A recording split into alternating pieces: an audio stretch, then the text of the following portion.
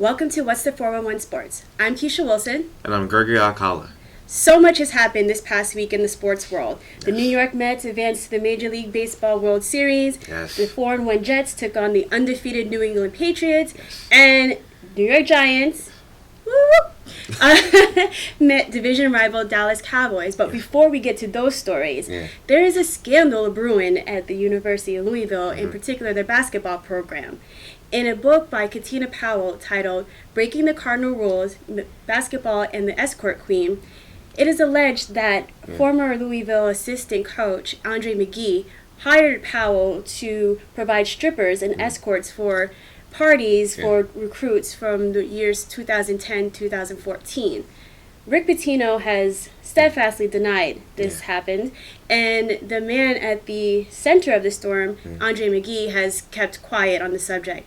After he left the University of Louisville, he took a coaching position at the University of Missouri in Kansas City. Yes. Once these allegations first came to light, the university put him on administrative leave, but he has since resigned from that post. So we don't know what's going on. So he said, she said type situation. So what do you think? Yeah, I mean, I'm going to side with Rick Pitino on this one, only because of the fact that as soon as the allegations came out and it was reported, he was the first one to step up, and he made a comment saying he doesn't know if these stories are true, but he said, Rick Pitino said that if it is true, then the guy at the helm, McGee, has to fess up and do his penance.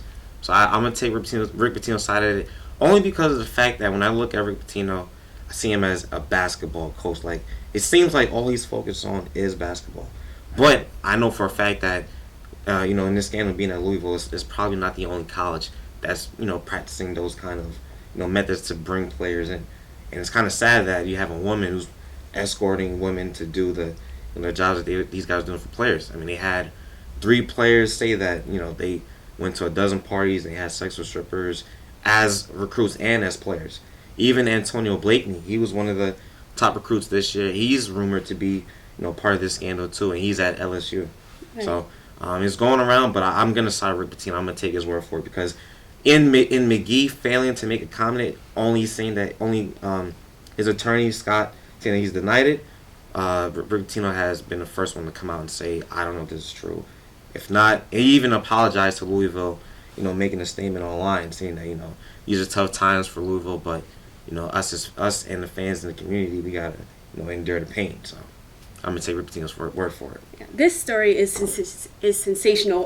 All accounts. Yeah. I couldn't even believe it. And my first instinct was to not believe that this was happening and to really cast doubt on her story. But for her part, she has been very consistent on what she has said. And she has provided Outside the Lines, the ESPN produced show, Outside the Lines, with proof. They verified a wire transfer between her and McGee for $200.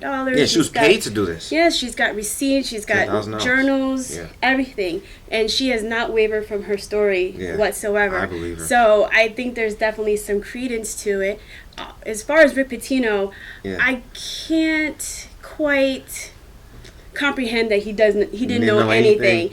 I think with the how these coaches are expected to be taskmasters, how they are expected to know everything that goes on in their programs, from the star of the team into the person on the bench. I can't believe that he did not hear anything, any rumblings, any whisperings for 4 years on a dorm, on an on-campus dorm that's named after his late brother-in-law. Yeah. And one thing about young men, they don't tend to be known for their discretion. So if they're having parties with strippers and they're having sexual relationships with women, chances are 1 or 2, 3 of them are going to talk about it, and they're going to talk about it in the dorms. And I think they didn't close the dorms. They didn't kick everybody out. So anybody who lived in that dorm was there and could have seen women come in and out, women who obviously don't look like they are college students. So I find it a little hard to believe that he didn't know anything, or I don't know if he distanced himself just enough to have plausible deniability.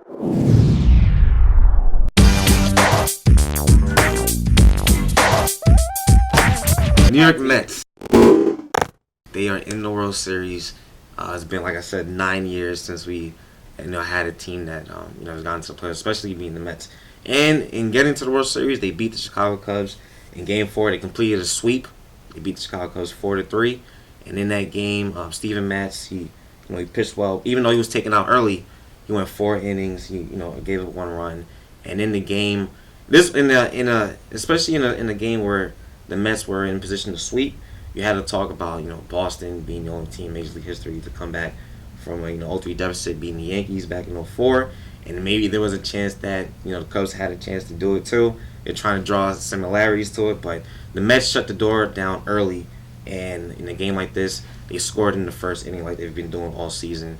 They got 3 runs in the first with Lucas Duda hitting a 3-run bomb, and then shortly after, Travis d'Arnaud hit a solo shot. So that was already a 4-run advantage. Then they added 2 runs in the second, and then Daniel Murphy, who's probably been the hottest hitter, and the hottest athlete right now, he added a 2-run home run in the 8th inning to extend the Mets lead, giving them 8 runs.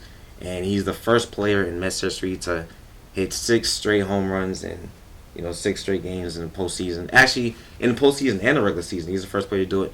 And he also surpassed Carlos Beltran's record of 5 straight home runs in the postseason, which he did back in 04. So, the Mets are on a hot streak, and then the World Series actually going to face the Kansas City Royals. And the things they're saying about the Kansas City Royals is that they play baseball the right way. They have a great bullpen, led by Wade Davis, Ryan Madson, and Chris Medlin. And actually, that bullpen is actually 5-0 with a 2.85 ERA. They have 59 strikeouts in 41 innings. And in the Mets being a team that scores early, I think that's something that they have to make sure that they execute, because when it gets to the bullpen late in those innings, they have trouble. They're gonna have trouble, getting runs and coming back from a deficit. So, Kansas City, they play baseball the right way. They don't make a lot of errors. They have a great defense, and the pitching isn't as solid as the Mets. But the one thing they say about the Royals is that they make contact, consistent contact. Yeah. Other than the Los Angeles Dodgers and the Chicago Cubs, the 2 teams the Mets faced in the first 2 rounds, those 2 teams, they had free swingers. They made a lot of mistakes. But Kansas City, they put the bat on the ball, make consistent contact, and that's something that the Mets are going to have to deal with. So it's probably the most fundamentally sound team that the Mets are going to play all postseason. It's going to be a good matchup. So who do you have? Well, I'm going to go with the Mets. Who else am I going to go with? The Jets, they lost to the New England Patriots 30-23. And, of course, they were facing the best team in the AFC East. The Patriots, they are the defending champs. And they just didn't make enough plays to win. Although they did make a lot of plays on both sides of the ball. Ryan Fitzpatrick almost threw for 300 yards. But the main key of this game, and I think that's the reason why the Jets lost, is because actually Brandon Marshall fessed up to it. He made 2 blunders. He missed a touchdown catch in the 4th quarter. It was over-the-shoulder grab, which is pretty much easy for him, but he missed a touchdown there. And with 1 second to go, of course they were down 7 points in the 4th quarter. He had a false start. Yep. So that canceled out the Jets from making a play.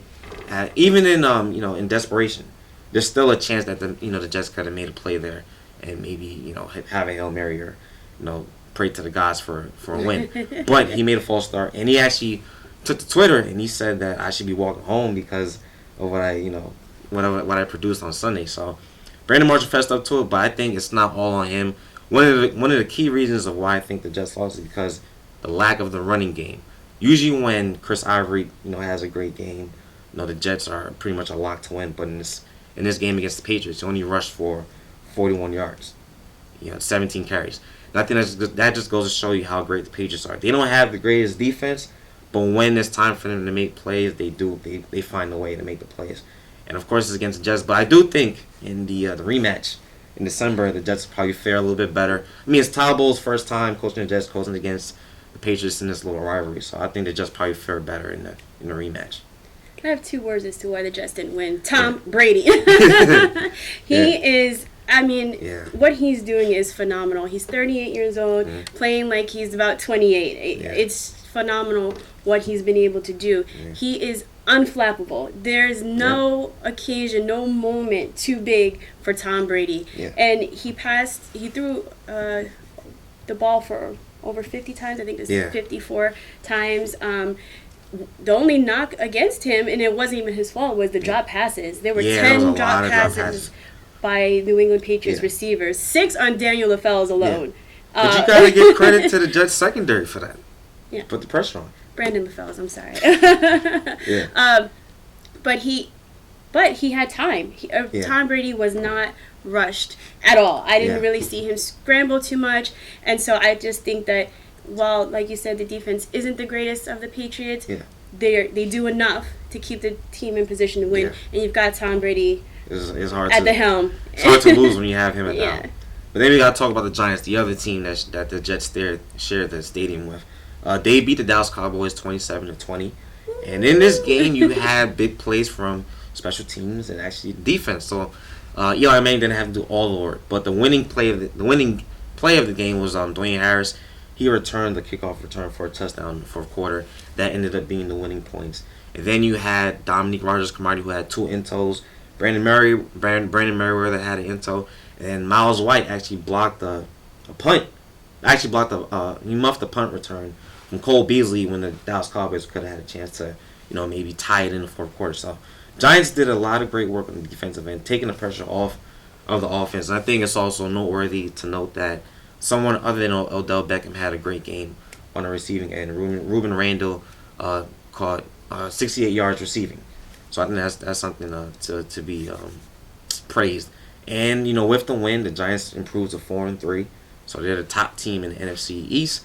But I think it just goes to show you how weak the NFC East is. And then you got to factor in the fact that the Dallas Cowboys aren't at their greatest strength. They took advantage of, Matt Castle starting for the first time this year, and they took advantage. They had three interceptions on them. So I think they caught Dallas Cowboys at the right time. Of course, Romo isn't playing, and then you got Dez Bryant who isn't playing either. Yeah. So they caught the Cowboys at the right time. And, good for the Giants for them to get their confidence continuing, especially after their, that 0-2 start that we talked about. So. Yes, this was a crucial game for the Giants after the horrendous showing at the Philadelphia Eagles this past week or so. Yeah. It was incumbent that they get back on the right track, especially with Dallas not at full steam. Yeah. This is the time to really capitalize on winning and taking control of the division while they are. While Romo is nursing his injury and Bryant is also nursing his injury. So it's good to know that they might have righted the ship a little bit. Yeah. I'm just really concerned about that offense. That offense is stalling. They could not really convert on third downs. There were some passes that were dropped that Eli threw on the money. And then there were some that he didn't. Yeah. And he kept our defense, the Giants' defense, on the field longer than need be. I mean, the Cowboys dominated time of possession. Yeah. They had more first downs. They pretty much dominated every category there was, and they still end up losing. The Cowboys did, which is, I guess, a testament to the Giants and how they were able to hang in there when things started to get a little tough. But this defense was the star, and it's just this team. I don't really know what to make of it. What's perceived to be the weakest part of the team, the defense is been the star on multiple occasions. The offense, which was supposed to be high powered, is now stalling. Well, we don't have Victor Cruz, and so we were gonna have that two-headed monster with Cruz and Beckham. Cruz is still nursing his calf injury, so that took away some of the power of that offense. So. It's just really, I don't even know what to make of it. I just know that beaten up, this defense has consistently been ranked towards the bottom, if not dead last in the league. And I really don't know where this team is going to go. I hope that they can accumulate enough wins to put Dallas in enough of a hole that they won't be able to gain first place. But I don't even know if the Giants make it to the playoffs, what really is going to happen. I don't know if they're exactly poised for another miracle Super Bowl run like they did about 4 years ago. So we'll see. And I just really think that the front office needs to really get that talent in, especially when you see what Dallas has been able to do over the past few years, how they've been able to build their team and really start to set themselves up. Yeah, so Jerry Reese is on the hot seat. He's on the hot seat. My new dad teaches me all kinds of stuff. I wouldn't use this one. He helps me with my decision making. Never. And he's even teaching me how to drive. And that's why cars have bumpers. You don't have to be perfect to be a perfect parent. Thousands of kids in foster care will take you just as you are.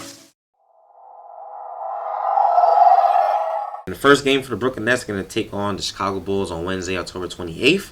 And in this game, of course, Derrick Rose got injured and in practice. He had a fracture in his face. And Fred Hoiberg, the Bulls head coach, he doesn't know how many minutes that Rose is going to play. Hoiberg said that he might not even start. So that's something to take into consideration. And if the Bulls are no stranger to not having Rose on the court, they've played way too many games without Rose, so I think they'll be fine. But in preparation for the season, Joe Johnson talked to SB Nation, and they asked him about the season. He said that he really doesn't know what to expect. He says that Joe Johnson said that he needs to see this team play and see how the team comes back from adversity. Those were his words. And Brook Lopez pointed out two key factors that could play well for the Nets' favor. He said that Thomas Robinson and Shane Larkin are big pickups.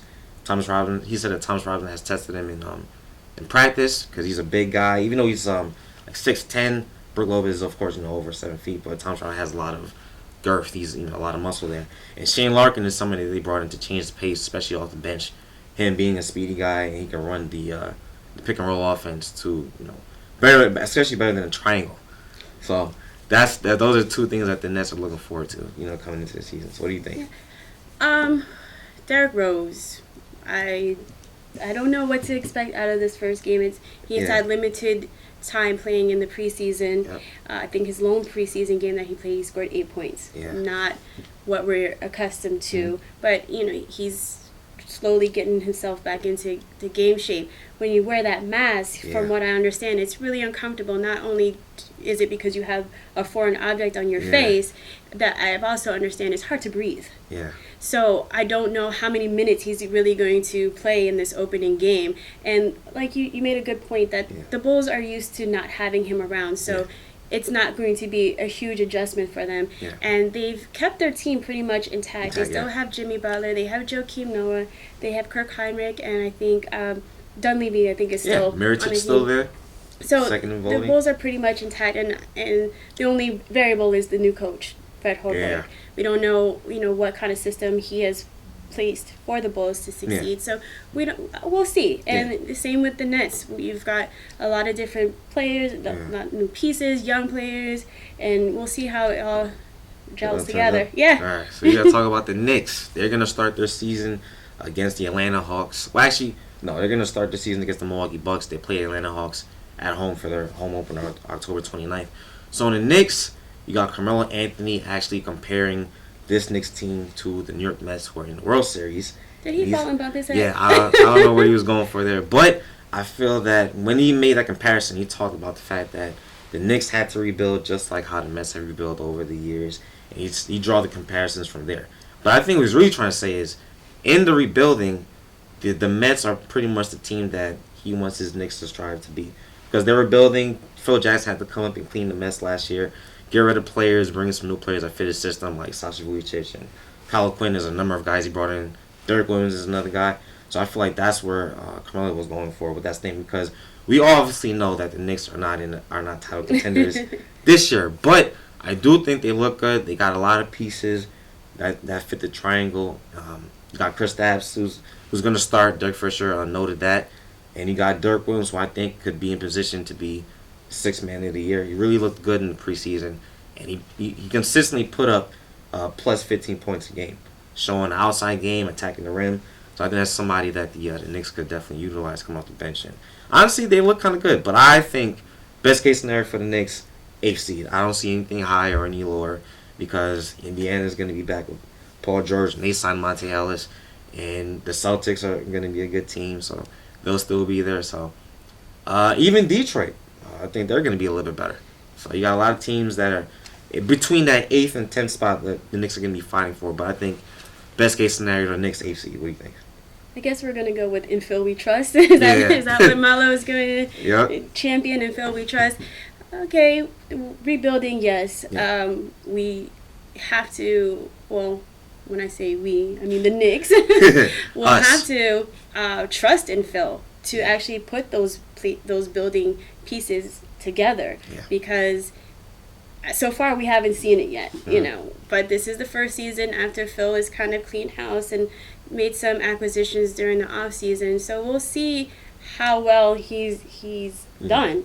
And he doesn't have much leverage, much room for error at this point, because $12 million a year. $12 million a year. Yeah. He's paying. People are paying money to go see them, Yep. and they don't want to see a losing team. Yeah. Me neither. So we'll see. The Milwaukee Bucks, they're a young team. They've got Jason Kidd. Jabari Parker's coming back from his ACL injury. Yep. So, and they had a good showing. I think they made it to the playoffs. Yeah, they made it to the playoffs. And then they even signed Greg Monroe, who from, towards the end of last season was probably a lot to go to the New York Knicks, but they stole him away from LA and New York, so he's going to be a big piece in the middle for Bucks. Welcome back to What's the 411 Sports. Now we'll talk about stories that are flying under the radar. In New York Giants news, Daniel Fowles was released from the hospital after fighting a life-threatening MRSA infection. Yeah. He had 7 surgeries on his foot to fight the infection, and it was believed at one point that the doctors would have to amputate his foot. But since he started responding positively to the treatments, they were able to keep his foot. And while he's released out of the hospital, he's not quite out of the woods yet. Once his foot has a chance to heal, he's scheduled for 2 additional surgeries. So we wish him a speedy recovery and good health. Yeah, unfortunately he's hurt, but I think one of the best things coming out of this was the sight of him returning home and returning to his kids. I thought that was a nice picture for everybody to see. But some more news.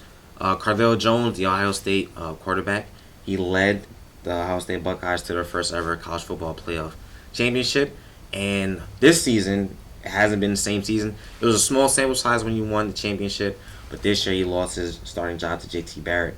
And it's because basically NFL scouts are saying that he's immature, not as a person, but as a quarterback. He doesn't have the maturity that he should have at that position. And they're saying that he's forcing throws. And even though he's mobile and he's physical, he has the size of an NFL quarterback, he's not ready. So that's really why Urban Meyer made the decision to go back to JT Barrett. But they're saying NFL scouts saying that it hasn't hurt his draft stock because they view him as the same player that won a championship to where he is right now. So and last year's draft, if he would have left, he would have been the number 3 rated quarterback. And I think right now he's probably in the same position. So he hasn't really lost anything there. So we'll see. I thought that you strike while the iron's hot. So Yeah. I thought that would have been a good time last year for him to enter the draft. Yeah. But he made the decision to stay another year. Yeah. He's got benched. So we don't know. We'll see what happens. I've heard that some of the NFL GMs and scouting officials will look at him as a whole and also look at how he is off the field and in the locker room, and that may boost his stock a little bit. I think if you strip away the championship, it's almost kind of like Geno. If you strip away the championship, because they're both viewed as projects anyway. So but yeah. In USA basketball news, we have Coach Mike Krzyzewski. Say that 5 times twice. But he's affectionately known as Coach K. Yeah. He has resigned from his position as head coach of the USA men's basketball team after the 2016 Olympics in Rio. Yeah. When he assumed the role in 2005, he's since amassed a 75-1 record and brought home 2 gold medals. Yeah. And at this year's Olympics, the upcoming Olympics, he has a chance to be the first and only coach to win 3 gold medals with the USA team. So after the Olympics are done, he will stay on in a special advisory role. San Antonio Spurs head coach Greg Popovich has been named as his successor. So good stuff going on. Yeah, I mean, it's only fitting that they would replace a 5-time national championship winner with a 5-time NBA championship winner. And I think in Greg Popovich getting this job, I think it's going to be great for NBA players, because how many guys are on the outside looking into what the Spurs are doing, and now they're going to be able to get that education firsthand, in playing for Team USA. So it's great for Coach Pop. And he also said it himself. He said, Coach Pop said that in coaching USA, this is some of the things I can take back too, and take with him to San Antonio with Spurs. I think the only one little problem is the fact that FIBA, in the games that they're going to play going forward, they're actually going to schedule some games during the NBA season. So sometimes Coach Pop and a couple of NBA players might have to step away from the teams and probably play abroad or whatever. But congrats to Coach Pop, and it's a great thing for Team USA.